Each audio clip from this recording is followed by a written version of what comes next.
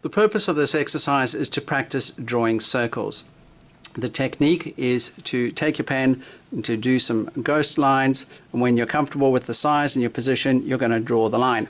One thing that you do not see in the video that I show you to teach you how to do this is that something I was taught is that it's better for you to work towards the center of your body, and what that means is that if you're right-handed, your circles may well work better if you're drawing them in an anti-clockwise direction, and if you're left-handed, they may come out better if you're drawing them in a clockwise direction. You may find that it's different.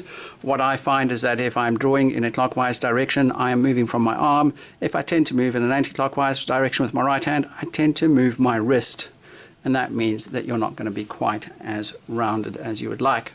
So the exercise is basically, you've got a sheet of paper, just fill it with circles. Please don't do tiny little circles. Give yourself a break. Make it easy. Do as few circles as you can. Do some fairly big ones. So we're going to start here in the middle.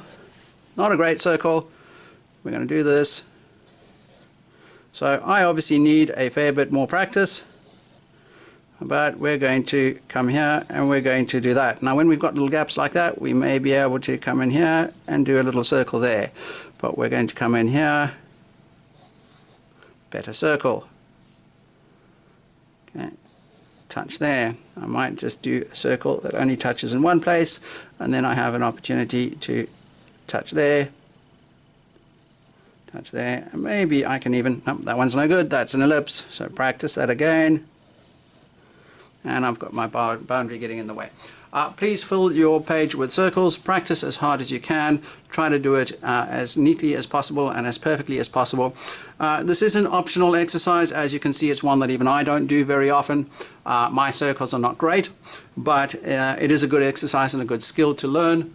And please have a go at this if you have some time and if you have the inclination and after you have watched the video to show you how to do it.